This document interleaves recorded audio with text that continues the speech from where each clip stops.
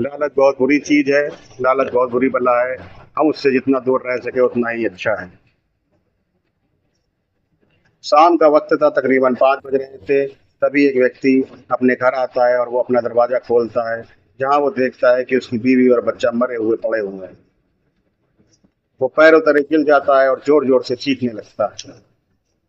तभी आस पड़ोस के लोग वहां पर आते हैं और देखते हैं कि उसकी बीवी और बच्चा खत्म हो चुके हैं। कुछ देर बाद वहां पर पुलिस भी आ जाती है और वो लोगों से पूछती है कि ये जो मर गए हैं ये कौन।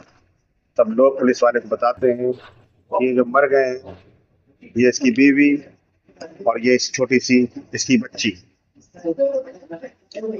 तब पुलिस वाले उस आदमी से पूछते हैं कि तुम्हारा कोई दुश्मन तो नहीं रहा था जो इन लोगों को मार के गया हो। तो वो आदमी बताता है कि साहब मैं बहुत सीधा साधा व्यक्ति हूँ, मेरा कोई भी दुश्मन नहीं था। अभी आस पड़ोस के लोग भी यही बताते हैं कि वाकई में ये एक सीधा साधा व्यक्ति है, इसका कोई दुश्मन नहीं है। तो दोस्तों, मेरा नाम महेश और आप देख रहे हैं महेश की कहानियाँ। आज मैं जो आपको कहानी सुनाने जा रहा हूँ वो बहुत ही रोमांचक कहानी है। कहानी सुनाने से पहले मेरा आप लोगों से एक ही निवेदन है कि मेरे चैनल को सब्सक्राइब कर दें और मेरे वीडियो को लाइक और शेयर करें, जिससे मेरा उत्साह बढ़ता रहे। ये कहानी उत्तर प्रदेश के मेरठ जिले के एक गांव की है, जहां पर चंदन नाम का एक व्यक्ति रहा करता था। उसकी बीवी सुनीता तथा उसकी 9 साल की एक छोटी सी बच्ची थी। चंदन गांव में ही एक फैक्ट्री में काम किया करता था। उसकी बीवी घर के काम किया करती थी और उसकी बच्ची स्कूल पढ़ने जाया करती थी। चंदन इतना नहीं कमाता था। इसी बात को लेकर चंदन के घर में आए दिन खटपट होती रहती थी। रोज सवेरे शाम उनके घर में कलह होती रहती थी पैसों को लेकर, क्योंकि जो सुनीता थी वो पैसों की बहुत बड़ी लोभी थी, यानी कि लालची थी। सुनीता एक अच्छी जिंदगी जीना चाहती थी। वो चाहती थी मेरे पास सब कुछ हो, मेरे पास गाड़ी हो, मेरे पास बंगला हो और मेरे पास अच्छी ज्वेलरी। मगर चंदन इतना नहीं कमा पाता था जिसके कारण वो उसकी जरूरतें पूरी कर सके। इसी कारण वो हमेशा दुखी भी रहा करता था। मगर जो सुनीता थी वो हमेशा पैसों की कामना करती रहती थी। वो अपने पड़ोस में ही रहने वाली एक औरत जिसका नाम मोना था उसको देखती थी, वो कैसे अच्छी जिंदगी जी रही है, उसके पास सब कुछ है, जबकि उसके उसका पति शराबी है। तब भी उसके पास वो सब कुछ है जो एक औरत चाहती है। उसके पास गाड़ी है, उसके पास घर में सभी वो जरूरतें हैं जो एक औरत चाहती है। वो अपने बच्चों को अच्छे स्कूल में पढ़ा रही है और वो अपने रिश्ते नातेदारों का भी खूब ख्याल रखती है, जो उसके यहाँ आए दिन आया करते हैं। तभी एक दिन सुनीता मोना को देख रही थी, तो मोना पूछती है बहन तुम क्या देख रही हो। सुनीता कहती है कि बहन मैं तुम्हारी किस्मत देख रही हूँ, तुम कितनी अच्छी तरीके से अपनी जिंदगी जी रही हो, तुम सब जरूरतें अपनी पूरी कर रही हो। अब तुम अपने नाते रिश्तेदारों को भी खूब अच्छे से देखती हो। मगर मैं यही सोचती रहती हूँ तुम्हारा पति तो शराबी है, तुम इतने पैसे लाती कहाँ से हो। मोना उस समय तो उसको कुछ नहीं बताती है, वो हंसते हुए अपने घर में चली जाती है। मगर सुनीता इस बात को जानने के लिए बहुत ही ज्यादा जिज्ञासु थी। दूसरा दिन होता है, सुनीता फिर मोना से बात करती है, पूछती है बहन बताओ कि तुम इतने पैसे कहाँ से लाती हो। तभी मोना उसे बताती है, कहती है मेरे घर में जो लोग आते हैं वो मेरे रिश्तेदार नहीं, वो मेरे कस्टमर। सुनीता कहती है कस्टमर ये क्या होता है। तब मोना सुनीता को बताती है कि देखो बहन मैं धंधा करती हूँ, मैं जिस्म का धंधा करती हूँ और अपने जिस्म को बेचकर मुझे काफी पैसा मिल जाया करता है, जिससे मैं अपने घर की जरूरतों को पूरा करा करती हूँ। सुनीता थोड़ा हिचकिचाती है, वो घर के अंदर चली जाती है। मगर रात भर वो ये बात सोचती रहती है कि जिस्म को बेचने से इतना सारा पैसा मिल जाता है कि अपनी सारी जरूरतों को पूरा किया जा सकता है। वो एक लालचीन किस्म की औरत थी, इसलिए वो सामाजिक चीजों को ना देखकर वो उस समय सिर्फ और सिर्फ अपने स्वार्थ को देख रही थी। वो सोच रही थी ये जिस्म ही तो है, अगर इसको बेच दिया जाए और खूब ढेर सारे पैसे कमा लिया जाए तो इससे अच्छा क्या होगा। मगर वो ये नहीं जानती थी कि सामाजिक लोग ये सब चीजें पसंद नहीं करते हैं। अब अब उसके दिल के अंदर की लालसा बढ़ती ही जा रही थी और सवेरा होता है वो तुरंत अपने पति के नौकरी जाने के बाद, ड्यूटी जाने के बाद तुरंत वो मोना से मिलने जाती है और मोना से ये बात कहती है कि मुझे भी ये काम करना है, मुझे भी खूब ढेर सारे पैसे कमाने हैं। क्योंकि सुनीता देखने में बहुत ही ज्यादा खूबसूरत थी तो मोना कहती है तुम तो इतनी खूबसूरत हो, तुम्हें तो इतना पैसा मिल जाएगा कि तुम रखे नहीं समाओगी। मोना कहती है मुझे जल्द से जल्द ये काम करना है। अब मोना सुनीता को ये काम करने के लिए अग्रसित कर देती है। वो सुनीता से कहती है देखो मैं तुम्हें अपने कस्टमर तो दूंगी लेकिन उसका 20% मैं लूंगी। सुनीता इस बात के लिए मान जाती है। मोना जानती थी कि सुनीता देखने में बहुत ही ज्यादा खूबसूरत है और उसे अच्छे खरीदार मिल जाएंगे, इसलिए मोना अपने कुछ कस्टमरों को सुनीता के पास भेज देती है।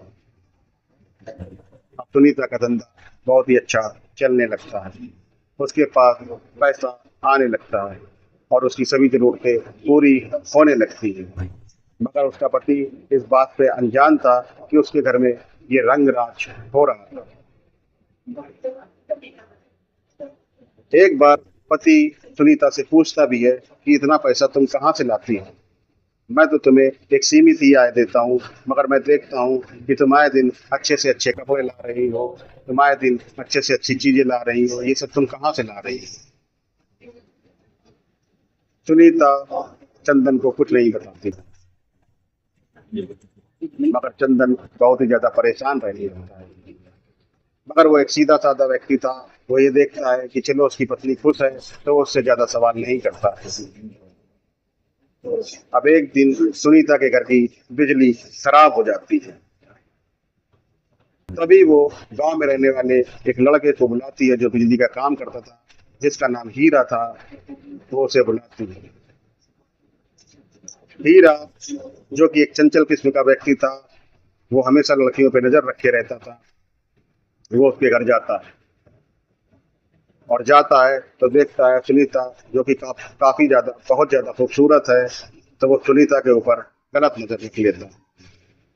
खैर वो उसकी बिजली सही तो करता है मगर उसकी नजरें कुछ ठीक नहीं थी, वो सुनीता के ऊपर गंदी नजरें रखे रहता। अब वो आए दिन सुनीता के घर के आसपास आने जाने लगा। एक दिन सुनीता उसे देख लेती है और अपने पास बुलाती है। वो ये पूछती है कि क्या बात है, तुम मेरे घर के आसपास क्यों चक्कर लगाते हो। तो वो अपने मन की बात सुनीता को बता देता है।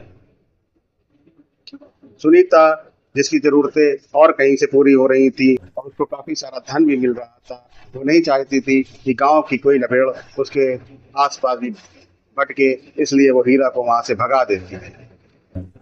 मगर हीरा जो कि खुन्नसी किस्म का व्यक्ति था, वो चंचल तो था ही और खुन्नसी किस्म का भी व्यक्ति था, इसलिए वो सुनीता के ऊपर नजर रखे रहता। वो देखता है आए दिन सुनीता के घर कई आदमी आया जाया करते थे, तो इसी ताक में बैठा हुआ था कि कैसे पता चल सके कि ये आदमी कौन है और क्यों आया जाया करते हैं। एक दिन वो चुपके से सुनीता की छत पे छुप जाता है। अब जो उसके कस्टमर आते थे, सुनीता के साथ ये सब काम किया करते थे, वो उन सबको देख लेता है। अब वो सुनीता को ब्लैकमेल करने लगता है। वो कहता है अगर तुमने मेरी बात नहीं मानी तो मैं पूरे गांव में तुम्हारा ढिंढोरा पीट दूंगा और तुम बदनाम हो जाओगी। तभी सुनीता उससे कहती है ठीक है, तुम्हें जो चाहिए तुम ले लो मगर गांव में मेरी बदनामी मत करना। हीरा वैसा ही करता है। अब आए दिन हीरा उसके साथ वही सब किया करता था जो उसके कस्टमर करते थे, मगर उसके कस्टमर तो उसे कुछ पैसे भी देके जाते थे, हीरा उसे कुछ नहीं देके जाता था। अब हीरा की हवस बढ़ती गई। हीरा उसके साथ वो सब तो करता ही था, साथ में उससे पैसे भी लेने लगा। हीरा एक शराबी किस्म का व्यक्ति था, उससे पैसे ले जाकर शराब पीता और अपने दोस्तों को भी खिलाता। एक दिन हीरा अपने दोस्त अरमान के साथ शराब पी रहा था और पीते पीते उसने वो सब अरमान को बता दिया। अब अरमान भी सुनीता से यही सब चाहने लगा। अब सुनीता बुरी तरह से फंस चुकी थी। वो हीरा से कहती है, तुम तो ये सब करते ही हो और तुम अपने दोस्त को भी साथ में ले आए। वो काफी परेशान हो चुकी थी और वो सब करने से मना कर देती। हीरा इस बात की धमकी देता है, अगर तुमने ये सब नहीं किया तो मैं तुम्हारे पूरे गांव में बदनामी कर दूंगा कि तुम क्या काम करती हो। सुनीता कहती है, तुम्हें बदनामी करना है तो कर दो, मगर मैं जो तुम लोगों से परेशान हो चुकी हूँ, अब मैं कुछ नहीं करूंगी। अरमान, जो कि बहुत ही हिंसक प्रवृत्ति का व्यक्ति है, वो हीरा से कहता है कि दोस्त, तुमने तो बहुत से रंग चख लिए और मुझे चखने का मौका भी नहीं मिला, मैं क्या करूं। एक दिन अरमान नशे की लत में नशा पी के जाता है और जाकर वो सुनीता और उसकी बेटी की हत्या कर देता है और वहां से भाग जाता है। अब पुलिस वाले सुनीता के हत्यारों को ढूंढ रहे होते हैं। तभी वो चारों तरफ पूछताछ करते हैं, जहां उन्हें पता चलता है कि सुनीता क्या काम किया करती थी। वो सुनीता के पति को बताते हैं कि तुम्हारी बीवी तुम्हारे पीठ पीछे क्या काम किया करती थी। ये सुनकर चंदन टूट जाता है। वो तो एक सीधा साधा व्यक्ति था। वो कहता है, मैं तो अपनी बीवी को सिर्फ खुश देखना चाहता था, मगर मुझे नहीं पता था कि मेरे पीठ पीछे मेरी बीवी क्या काम किया करती है। अगर मुझे पहले पता होता तो मैं उसे रोक देता हूँ। अब पुलिस अरमान की खोजबीन में लग जाती है, जहां उसे पता चलता है कि हीरा भी इन सब क्रियाकलाप में शामिल है। वो हीरा को ढूंढने जाती है, मगर हीरा पहले ही भाग चुका होता है, क्योंकि हीरा जानता था कि सुनीता मर गई है और मुझे जरूर ढूंढा जाएगा। अब पुलिस अपनी खोजबीन में लगी रहती है। एक दिन वो हीरा को पकड़ लाती है और सख्ती से पूछताछ करती है। हीरा उसके सामने सब कुछ उगल देता है। वो बताता है कि सुनीता की हत्या अरमान ने की है। अरमान एक हिंसक प्रवृत्ति का व्यक्ति था और क्या क्या हुआ, किस कारण अरमान ने उसको मार दिया। सुनीता जो कि धंधा करती थी और अरमान भी उससे अपनी जरूरतों को मांग रहा था, मगर सुनीता ने उसको खरी खोटी सुनाई और भगा दिया, जिससे अरमान काफी गुस्से में आ गया था और अरमान ने उसे मार दिया। क्योंकि सुनीता को मारते हुए उसकी छोटी बच्ची ने देख लिया था, इसलिए अरमान ने उसे भी मार दिया। अब पुलिस तो जो थी अरमान की खोजबीन में लग जाती है। अरमान दिल्ली में छुपा बैठा था, जहां पर गुप्त सूत्रों से पता चल जाता। अब मेरठ पुलिस दिल्ली पुलिस को इत्तला करती है कि हमारे क्षेत्र का एक मुजरिम आपके इलाके में छुपा हुआ है, कृपया करके उसे पकड़कर हमें सौंप दे। और दिल्ली पुलिस ऐसा ही करती है। दिल्ली पुलिस अरमान को पकड़ती है और मेरठ पुलिस के हवाले करती है, जहां पर उसे सख्ती से पूछताछ की जाती है, मारा पीटा जाता है।